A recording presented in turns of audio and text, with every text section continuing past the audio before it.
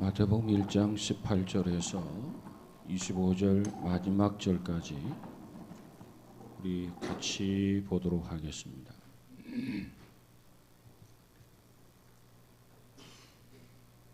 자, 18절 봅니다. 시작. 예수 그리스도의 나심은 이러하니라. 그의 어머니 마리아가 요셉과 약혼하고 동거하기 전에 성령으로 잉태된 것이 나타났더니 그의 남편 요셉은 의로운 사람이라 그를 드러내지 아니하고 가만히 끊고자 하여 이 일을 생각할 때에 주의 사자가 현몽하여 이르되 다윗의 자손 요셉아 내 아내 마리아 데려오기를 무서워하지 말라. 그에게 잉태된 자는 성령으로 된 것이라. 아들을 낳으리니 이름을 예수라 하라. 이는 그가 자기 백성을 그들의 죄에서 구원할 자이심이라 하니라. 이 모든 일이 된 것은 주께서 선지자로 하신 말씀을 이루려 하심이니 이르시되 보라 처녀가 잉태하여 아들을 낳을 것이요 그의 이름은 임마누엘이라 하리라 하셨으니 이를 번역한즉 하나님이 우리와 함께 계시다 함이라. 요셉이 잠에서 깨어 일어나 주의 사자의 분부대로 행하여 그의 아내를 데려왔으나 아들을 낳기까지 동침하지 아니하더니 나음의 이름을 예수라 하니라. 아멘. 아멘. 자, 우리가 계속해서 하나님의 이름에 대해서 공부를 하는데 지난 시간에 예수라고 하는 이름의 뜻이 무엇이냐, 예수에 대해서 같이 공부를 했습니다. 오늘 이 마태복음 1장 18절에서 25절까지 내용은 천사가 그 정혼했던 그 마리아를 통해서 요셉에게 정혼했던 마리아를 통해서 하나님이 인간의 육신을 입고 탄생할 것인데 그 이름을 예수라고 해라. 하나님이 인간의 육신을 입고 탄생할 자인데 그 이름을 예수라고 해라. 그리고 또 다른 하나의 이름이 뭐냐면 임마누엘이라 하리라. 이렇게 예언을 했습니다. 이처럼 두 가지 이름을 언급하고 있는데 이것은 곧 다른 역할을 상징하는 이름이 될 것이다. 그것을 의미하는 말씀이죠. 그래서 지난 시간에 예수라고 하는 이름, 오늘 마태복음 1장 21절을 근거로 해서 살펴보았어요. 21절 한번 읽어볼까요? 시작. 아들을 낳으리니 이름을 예수라 하라. 이는 그가 자기 백성을 그들의 죄에서 구원할 자이심이라 하니라. 여기서 예수라고 하는 말은 그리스어다. 그리스어. 히브리어로 보면 여호수아라고 하는 말을 그리스어로 번역을 하게 되면 예수가 됩니다. 그의 말의 뜻이 뭐냐? 하나님께서 우리를 구원하기 위해서 오셨다. 자기 백성을 저희 죄에서 구원할 자라. 그런 뜻을 가지고 있어요. 지난 시간에 강조한 것은 어디서부터 구원할 것인가? 어디로부터, 무엇으로부터 구원할 것인가? 강조하고 있는 내용이 바로 죄로부터 구원할 자다. 그래서 마가복음 1장 45절에 인자가 온 것은 섬김을 받으려 함이 아니라 도리어 섬기려 하고 자기 목숨을 많은 사람의 대속물로 주려 함이니라. 정말 예수님께서 이 땅에 오셔서 자기 목숨을, 자기의 생명을 대속물로 주셨어요. 어떤 방법으로? 십자가를 통해서. 왜 하나님께서 인간으로 오셔서 이렇게 자기 목숨을 많은 사람에게, 인류에게 대속물로 주셨느냐? 이 십자가를 통하지 아니하고는 우리 인간에게 다른 희망이 없어요. 왜? 죄 없이 함을 받을 방법이 십자가 대속의 은혜밖에 없단 말이에요. 우리가 죄를 지었고 그 죄값으로 우리가 죽어야 되는데 죄값을 내가 지불하거나 누군가가 나를 대신해서 죄값을 지불해줘야 죄로부터 우리가 자유로울 수 있다는 겁니다. 근데 죄값은 뭐예요? 돈 몇 푼으로 해결되는 것이 아니라 우리의 생명을 요구한단 말이에요.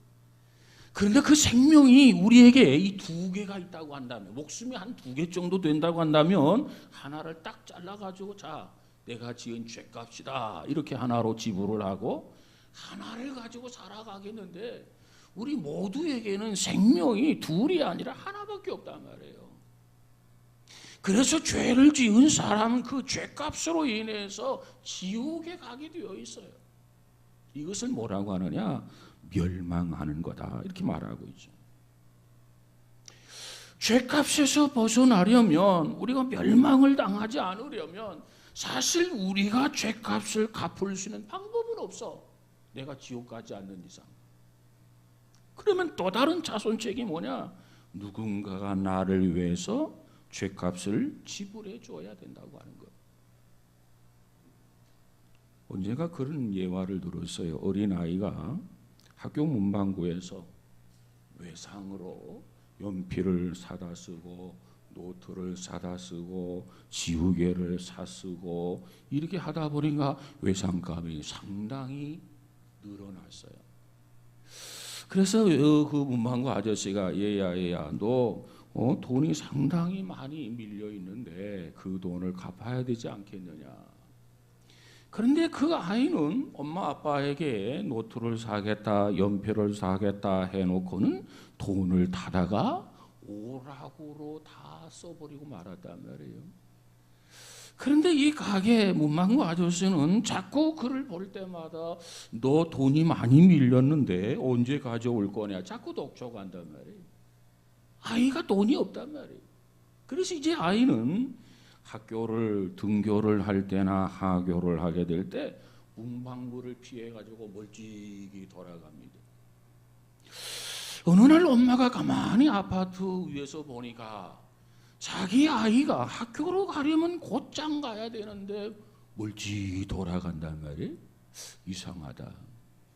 누구하고 같이 가려고 하나? 그 다음날 보니까 또 그래요. 그 다음날 보니까 또 그래요. 그래서 어느 날 자기 아이를 데려다 놓고 물었어요. 너 왜 학교를 곧장 가면 될 터인데 곧장 가지 아니하고 멀리 돌아서 가느냐. 그랬더니 아이가 그때서야 비로소 자초지종을 이야기를 합니다.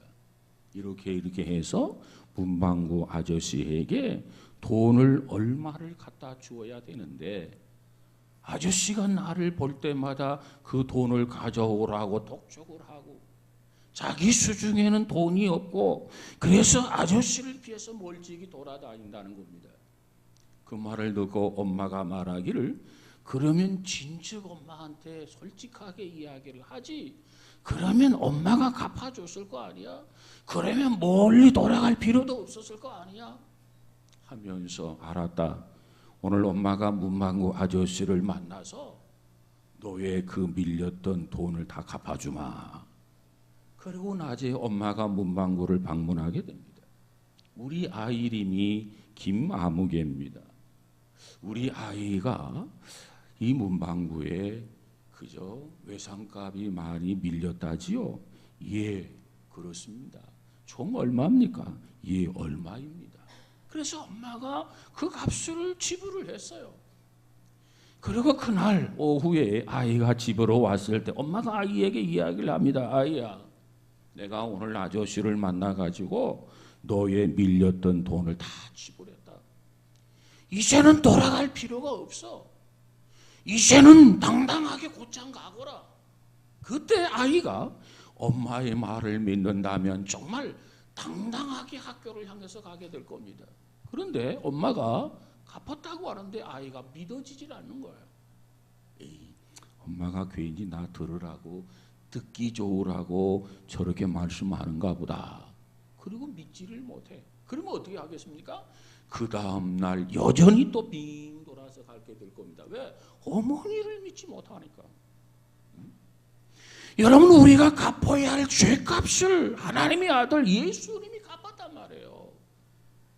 그걸 믿고 그걸 확신한다면 우리는 당당하게 나는 지금 죽어도 하나님 나라 갈 수 있다, 천국 갈 수 있다, 이렇게 고백이 가능한 거라. 근데 아무리 죄 없으신 분이 나의 죄를 대신해서 대속물이 되셔서 대속의 십자가를 지셔서 죄값을 다 지불했다고 하는데도 믿어지지 않는 거예요. 그런 사람은 구원 못 받는 거야. 왜? 죄 문제가 해결되지를 못하기 때문에. 여러분, 우리가 세상을 살아가면서 죄 사함이 없이는 소망이 없어요. 우리에게 죄 사함이 없이는 우리에게 천국도 없어요. 우리에게 죄 사함이 없이는 우리에게 내세도 없어요. 우리에게 죄 사함이 없이는 우리에게 영생도 없어요. 세상을 살아가는데 지식도 소중하지만 지식보다 더 소중한 게 뭐예요? 죄 문제 해결하는 거예요. 세상의 명예도 소중하지만 명예보다 더 소중한 게 뭐예요? 죄 사함을 받는 거예요. 세상에 건강한 것이 소중하지만 건강한 것보다도 더 소중한 게 있어요. 그게 뭐예요? 죄 사함을 받는 거예요. 그래서 하나님은 세상을 이처럼 사랑하사 누구를 주셨다고요? 독생자를 주셨으니 누구든지 저를 믿는 자마다 멸망치 않고 어떻게? 영생을 얻게 하려 하심이라. 정말 우리에게 있어서 그 어느 것보다도 소중한 것, 가장 값진 것, 우리의 죄 문제를 해결하기 위해서 하나님이 독생자로 오셔서 십자가를 지셨더라. 그와 같이 우리로 죄로부터 구원하시기 위해서 오신 분이 곧 예수라고 하는 이름이에요. 저가 자기 백성을 죄에서 구원할 자이시다. 자, 그러면 오늘은 또 다른 이름에 대해서 살펴보려고 하는데, 또 다른 이름은 무슨 이름이냐? 임마누엘이라고 하는 이름이에요. 임마누엘. 오늘 본문 23절을 한번 다시 볼까요? 시작.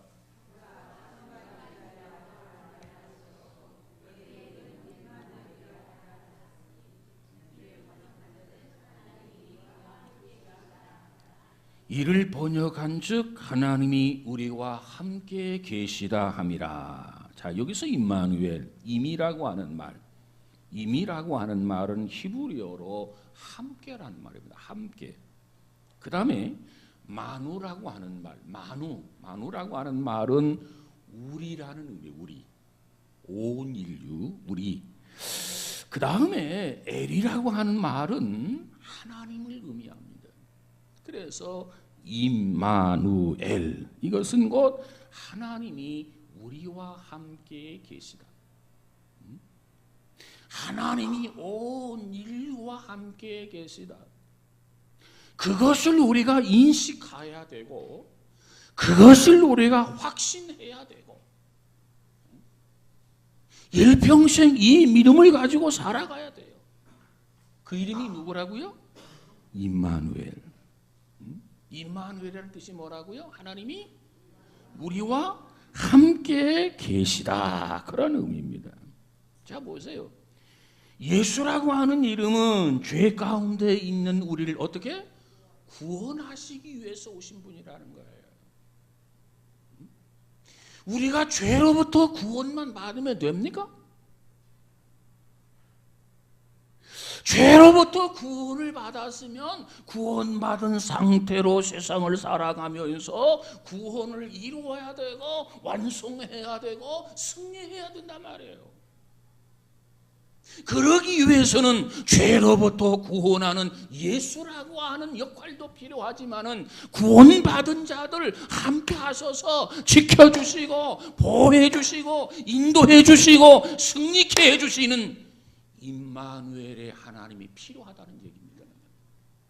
그래서 하나님은 예수님을 이 땅에 보내주셔서 죄로부터 구원해 주시고 늘 우리와 함께 하셔서 어떤 환경 속에서든지 어떤 여건 속에서든지 우리로 하여금 극복하고 승리하게 하기 위해서 그 주님은 누구냐?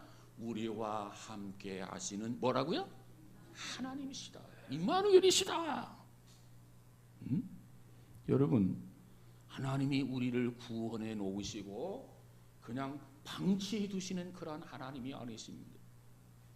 우리를 구원하는 것도 엄청나게 귀한 사역이죠. 구원 사역.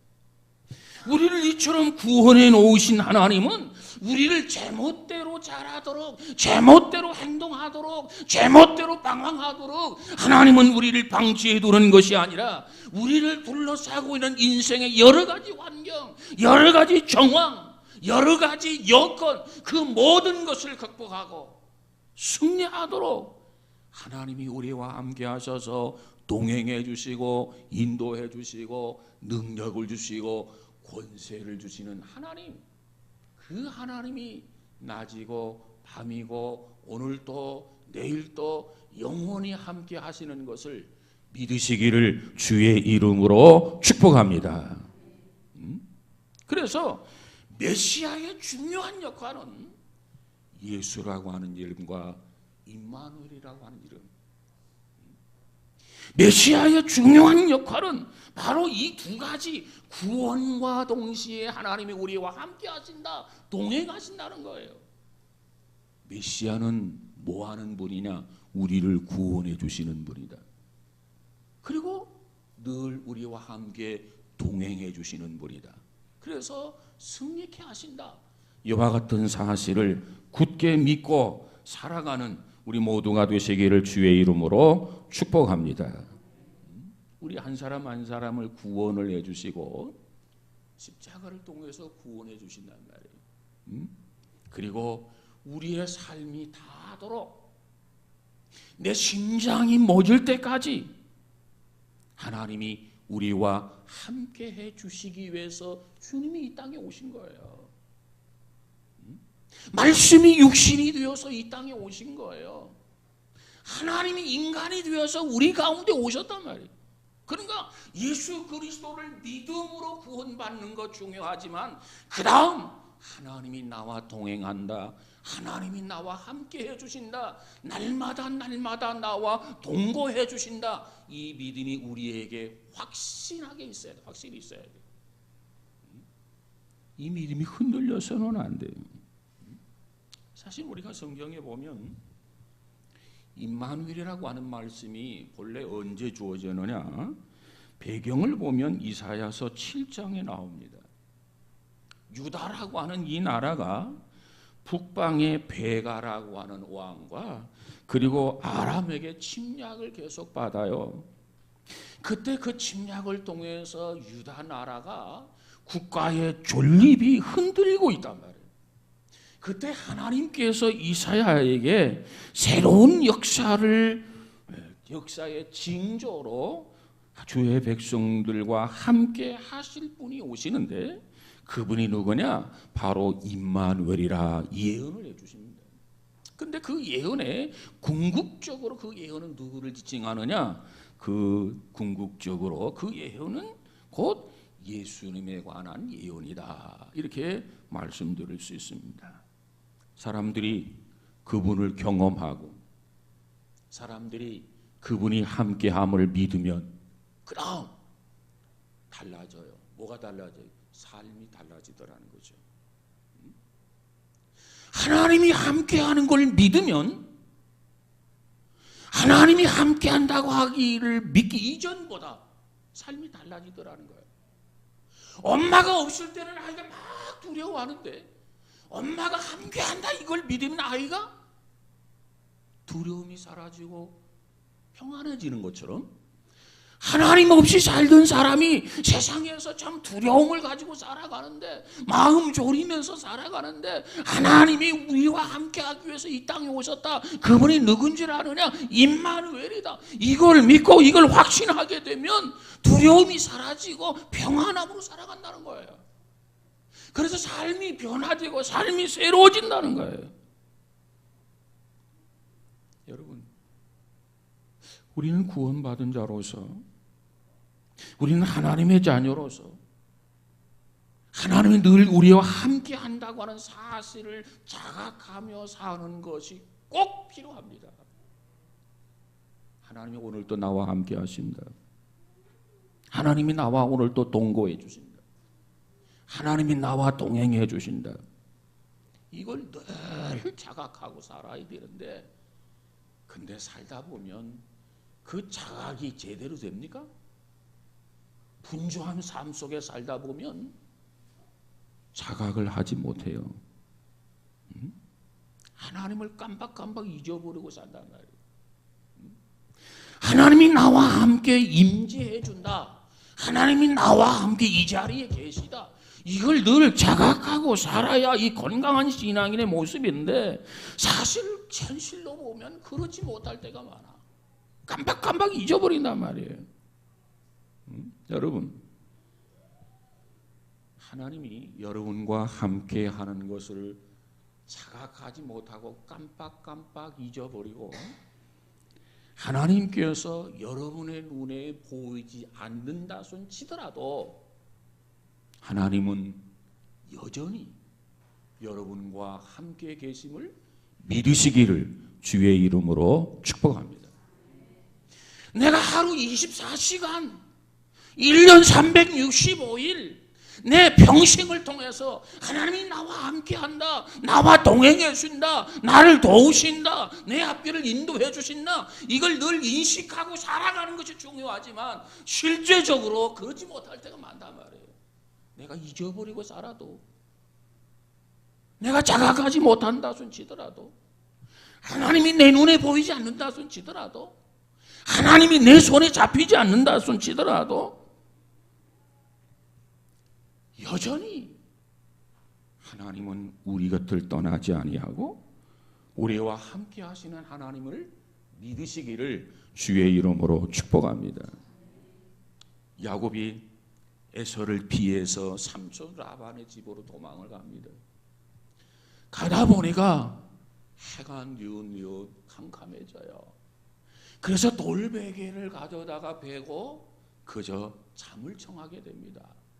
그때 야곱이 꿈을 꾸게 되죠. 그때 하나님을 그곳에서 만나요. 그때 야곱이 뭐라고 고백합니까?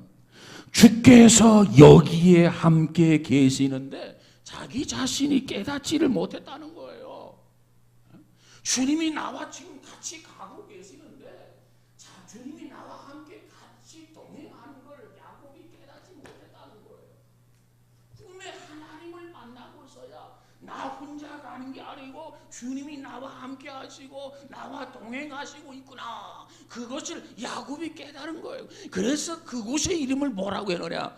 베델이라, 하나님의 집이라, 이렇게 이름을 붙이게 됩니다. 여러분, 주님은 나와 함께 하는 것 꼭 믿으시기 바랍니다. 내가 주님을 확인하지 못해도, 내가 주님을 자각하지 못해도 주님은 나와 함께 하세요. 언제까지? 언제까지? 세상 끝날까지. 우리가 이 말씀을 믿어야 돼요.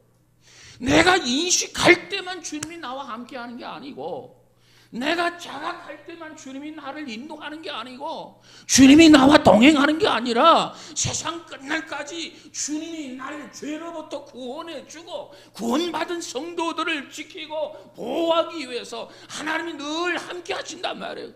이 일을 위해서 주님이 하늘에서 도성이신 하나님이 인간의 몸을 쓰시고 이 땅에 오셨단 말이에요. 이게 주님이 오신 목적이라. 우리 모두에게 이 믿음이 있어지기를 주의 이름으로 축복합니다. 사도행전에 보니까 엠마오로 가는 두 제자가 있었어요. 어느 날 주께서 그들의 눈을 열어주셨더니 엠마오로 내려가던 두 제자가 뭐라고 고백을 합니까? 주님이 우리가 걸어왔던 이 길을 함께 해주셨구나. 그때서야 뒤늦게 엠마오로 가던 두 제자가 깨닫더라는 거예요. 이 제자들이 깨닫지 못했어도 주님은 함께 동행을 하세요. 이 제자들이 깨달은 후에도 주님은 함께 동행해 주세요. 예수님께서 죄 가운데 부활하신 것은 우리와 함께 하기 위해서 부활하신 거예요. 근데 제자들은 그걸 인식하지 못했어. 그걸 몰랐어. 모든 허탈감에 빠져서 실패자의 모습으로 터덕터덕 고향을 향해서 내려가는데, 주님께서 그들의 영적인 눈을 열어줄 때, 주님께서 우리와 함께 하시는구나, 우리와 동행해 주시는구나, 여기까지 주님이 우리를 인도해 주셨구나, 뒤늦게 깨달았단 말이에요. 여러분, 우리가 인식하면 얼마나 좋겠어요. 근데 바쁘다 보면 하나님을 잊어버리고 산단 말이에요. 그래도 하나님은 우리를 버리질 않아요. 우리를 외면하지 않아요. 그래도 하나님은 우리와 함께 해주세요.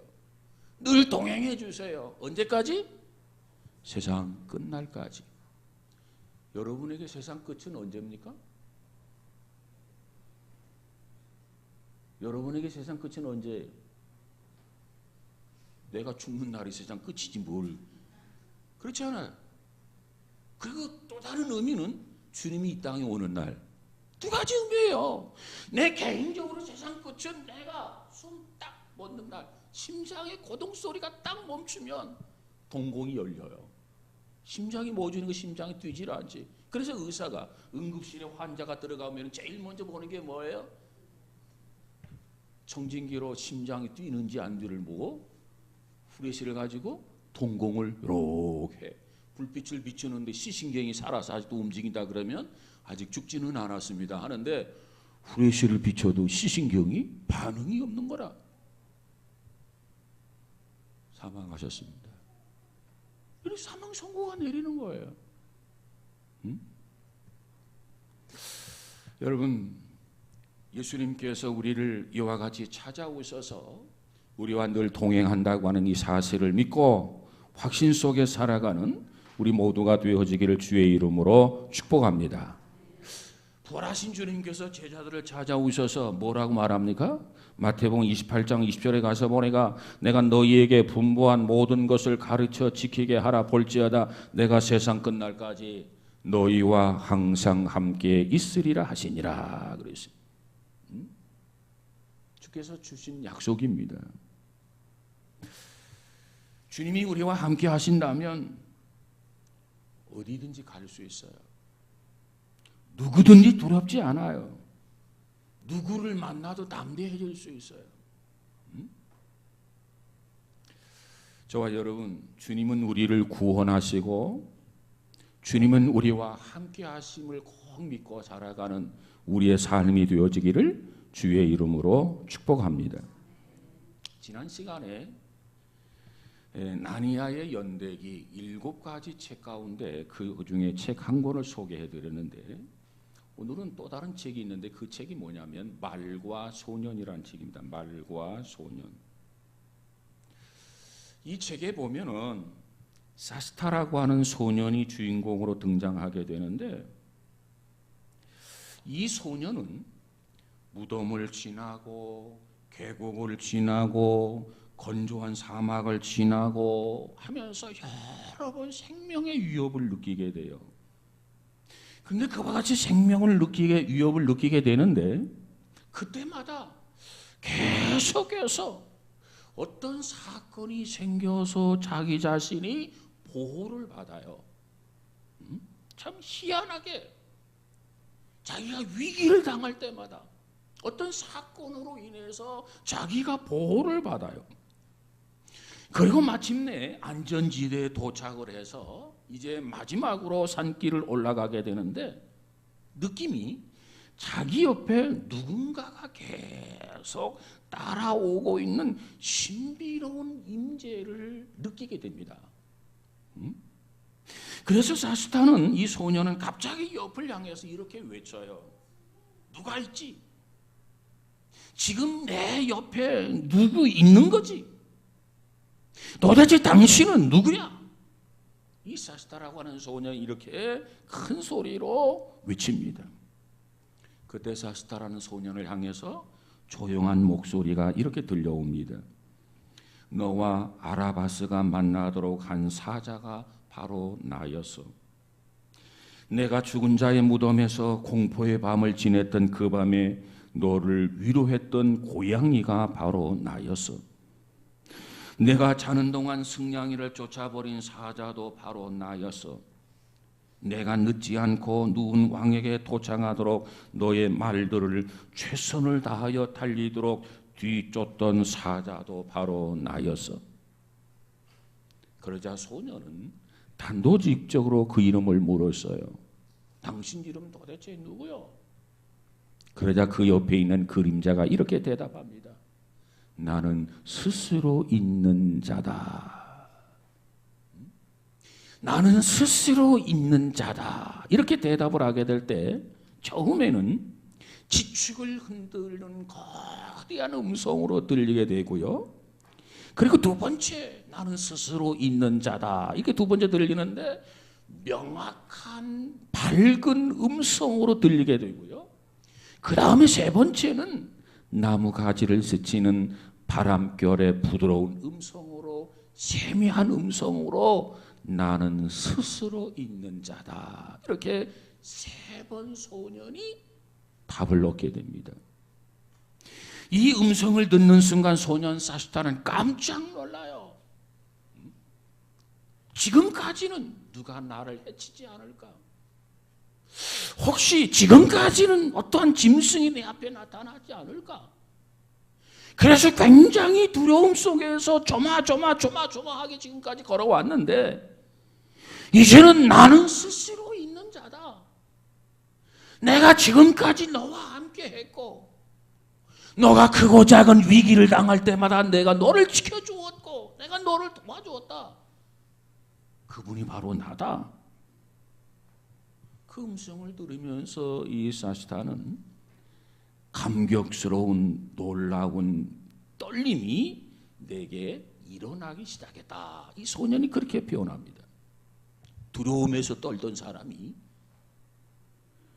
나는 스스로 있는 자다. 세 번 이렇게 거대한 음성으로, 명확하고 밝은 음성으로, 나무가지를 스치는 바람소리처럼 세미한 음성으로 세 번 반복해서 듣고 나서는 이제는 두려움에서 떠는 것이 아니라 감격에서 이 쌀쌀한 소년이 떨었다는 겁니다. 그러면서 그 다음에 뭐라고 했냐면 나는 한 번도 경험하지 못한 벅찬 기쁨이 내 속에서 솟아오름을 강렬하게 느꼈다. 이것이 루이스가 쓴 하나 동화책의 내용입니다. 여기서 루이스가 강조하고 싶어하는 게 뭐냐면 바로 우리가 인생을 살아가는데 많은 위기를 겪는다는 거예요. 인생의 여정을 통해서. 그런데 나는 모르지만 그때그때마다 하나님이 지켜주시고 그때그때마다 하나님이 보호해 주시고 그때그때마다 하나님이 동행해 주셔서 나를 지켜주신다는 거예요. 그와 같은 하나님의 역사, 하나님의 동행, 그것을 우리에게 전달하고 쓴 것이 바로 이 동화책이에요. 여러분, 저와 여러분에게도 이 믿음이 필요해요.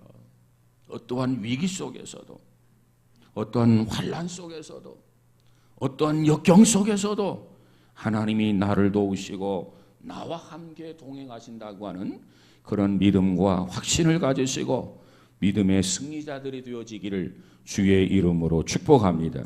물론 내가 인식하고 자각하고 살아간다면 얼마나 좋겠어요. 그러나 인식하지 못하는 순간, 그 시간, 그 시기를 할지라도 하나님이 나와 함께 하시는 것을 믿으시기 바랍니다. 또 다른 한 책을 좀 소개하고자 합니다. 장애인들이 인생의 이야기를 담고 있는 따뜻한 책을 읽은 적이 있습니다. 그 내용을 보면 암이라고 하는 병에 걸려있는 한 부인이 있어요.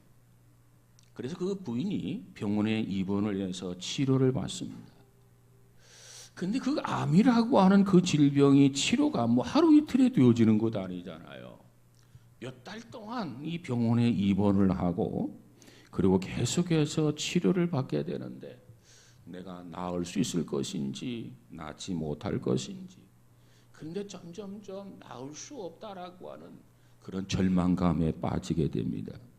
그런데 어느 날 창밖으로 병원 옆에 학교가 있는데 그 학교에서 운동회를 하고 있는 것을 보게 됩니다. 그런데 운동회를 하게 되는데 갑자기 그 운동회를 구경하고 싶은 거예요. 그래서 병실에 자주 들르는 청년의 도움을 받아서 휠체어를 타고 그 병원을 빠져서 그 학교로 가게 됩니다. 그곳에서는 장애인들이 운동회를 하고 있어요. 그것을 이 암병 환자 이 부인은 물끄러미 지켜보고 있었어요. 그런데 그 광경을 물끄러미 지켜보고 있다가 이 부인은 감동적인 장면을 목격하게 됩니다. 그 감동적인 장면이라는 게 어떤 장면이냐면 자기와 비슷한 또래 50살 정도의 뚱뚱한 한 부인이 경기를 지켜보다가 갑자기 핸드백을 든 채 운동장으로 뛰어나가는 거예요. 그런데 운동장에는 지금 뭐가 벌어지고 있느냐면 한 소녀가 넘어지고 일어서고 넘어지고 일어서고, 그래서 그 운동장의 트랙 위를 계속해서 넘어졌다 일어섰다 넘어졌다 일어났다 반복하면서 트랙을 열심히 뛰고 있습니다. 그런데 이 부인은 트랙 바깥에서 그 장애인 넘어졌다 일어나고 넘어졌다 일어나고 계속 달리고 있는 그 장애인과 함께 달리면서 트럭 밖에서 이렇게 소리를 지릅니다. 영아야, 멈추면 안 돼. 일어나 달려야 해. 달려. 자기 딸의 이름을 부르면서 그 이름이 영아인 것 같아. 영아야, 멈추면 안 돼. 일어나 달려야 해. 달려. 그 소녀는 일어났다 비틀비틀거리고 또 넘어지고, 또 일어나서 몇 발곡 달리다가 또 넘어지고, 또 일어나서 달리다 넘어지고, 우승할 가능성은 전혀 없었어요. 엄마의 생각은, 부인의 목표는 그 소녀가 우승이 아니라 그 딸의 완주였던 것입니다. 그래서 부인은 계속해서 자기 딸의 이름을 부르면서 영아야, 영아야, 일어나, 달려야 해, 달려야 돼, 달려야 돼, 계속하면서 외칩니다. 그런데 엄마가 함께 달리며 소리치는 순간 놀라운 변화가 일어났습니다. 처음보다도 이 소녀가 자세가 바로 잡히더라는 거죠. 처음보다도 훨씬 낮게 균형 감각을 잡더라는 거지요. 그리고 처음보다 훨씬 낮게 리듬을 살려가면서 이 소녀가 달리기를 계속하더라는 거예요. 그리고 마침내 소녀는 완주했어요. 결승선을 통과했어요. 그리고 무너지듯이 엄마의 품에 안겼어요. 이 가슴 뭉클한 장면을 보고 이 부인은 병실로 돌아왔어요. 그리고 그날 이 감동적인 그 상황을 목격했던 이 부인은 자기 아들에게 이 감동의 편지를 쓰기를 시작합니다. 그 편지 내용은 이렇습니다. 낮에 보았던 장애 아동들의 경기 이야기, 그리고 딸과 함께 핸드백을 쥐고 달리던 엄마의 이야기, 트럭 밖에서 영아야, 영아야, 일어나, 달려야 해, 달려야 돼, 외치던 그런 이야기를 적고, 그리고 이렇게 쓰게 됩니다. 사랑하는 나의 소중한 아들아, 상황은 다르지만 지금까지 나도 너의 곁에서 함께 달리며 너를 응원하는 인생을 살아왔단다. 하지만 사랑하는 아들아, 이제 엄마도 장애인이 된 지금, 이제는 내 곁에서 달리는 것이 아니라 너의 경기를 관전하는 구경꾼의 자리에 설 수밖에 없는 나 자신의 모습을 그리고 있단다. 그리고 아무래도 오래 살지 못할 내 병을 내가 알기에 조금만 더 시간이 흐르면 엄마의 모습도 보이지 않고 엄마의 목소리도 들리지 않는 곳에서 달려야 할 내 모습을 나는 바라보고 있단다. 그러나 아들아, 그때 엄마의 모습은 보이지 않아도 그때 엄마의 목소리가 들리지 않아도 엄마가 여전히 내 곁에서 너와 함께 달리고 있는 모습을 보며 엄마의 목소리를 여전히 들었으면 한단다. 달려라 나의 소중한 아들아, 일어나 포기하지 말고 달리거라. 나는 여전히 그렇게 너를 응원하고 있을 것이다.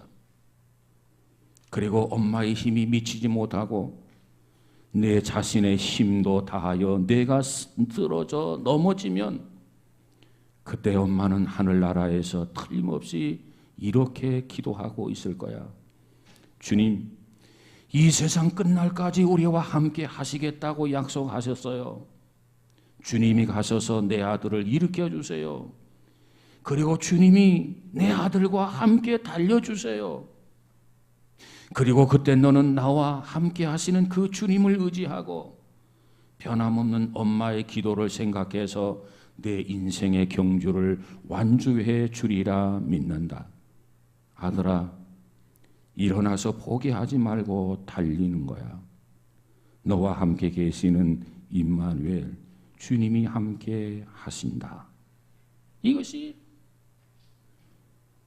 어머니가 자기의 죽음을 예감하면서 아들에게 보낸 편지 내용입니다. 그렇습니다. 엄마가 눈에 보여야만 엄마가 계시는 것이 아니라 내 음성으로 너에게 들려주지는 못할 망정, 내 눈에 내가 보이지 않을 망정, 그래도 나는 항상 너와 함께 달리고 있고 너를 응원하마. 포기하지 말아라. 너의 인생에 있어서 어떠한 어려움이 있어도, 너의 인생에 있어서 어떠한 장애가 있어도 너는 너의 인생을 끝까지 완주해야 된다. 완주하거라.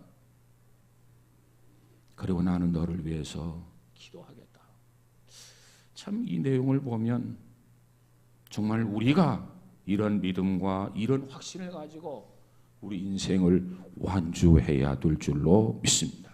그래서 하나님을 기쁘게 해드리는 복 있는 성도가 된다면 하나님이 얼마나 우리를 통해서 영광을 받으실까 이렇게 생각해 봅니다. 그렇습니다. 주께서 이 땅에 오셔서 우리로 하여금 죄로부터 구원을 지켜주세요. 그 이름이 예수라는 이름입니다. 그리고 우리를 구원해 주시고 방치하는 그런 하나님이 아니에요. 만약에 우리를 구원하고 그리고 방치하는 하나님이라면 어떤 분일까요? 엄마가 어린아이를 임신을 했어요. 10달 동안 배에서 잘 키웠어요. 그리고 해산의 고통을 통해서 아이를 세상에 해산을 했어요. 그리고 엄마가 아이에게 이렇게 말합니다. 애야, 내가 너를 임신해서 10개월 동안 내 배에서 너를 키웠단다. 그리고 사경을 헤매면서 죽을 고비를 넘기면서 내가 너를 낳았단다. 이제는 네가 알아서 마음껏 자라거라. 그게 가능한 얘기입니까? 그처럼 아기를 낳았으면 아기에게 젖을 먹여야 되고 아기에게 기저귀를 채워줘야 되고 그래서 아기를 길러야 할 엄마의 책임이 있는 거 아니겠어요? 의무가 있는 거 아니겠냐 말이에요. 마찬가지로 하나님께서 우리를 죄로부터 구원을 하시고 우리를 방치해 두시는 그런 하나님이 아니라 내몰라라 하는 그런 하나님이 아니라 우리를 계속해서 동행하시면서 우리를 길러주시고 구원을 완성해 주시는 그 하나님, 그 하나님이 누구냐?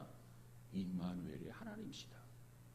우리 모두가 이 믿음을 가지시고 이제 또 한 주간도 세상에 가서 살 터인데 하나님이 함께 하시는 것 확신 속에 살아가는 복 있는 성도 우리 모두가 되어지기를 주의 이름으로 축복합니다.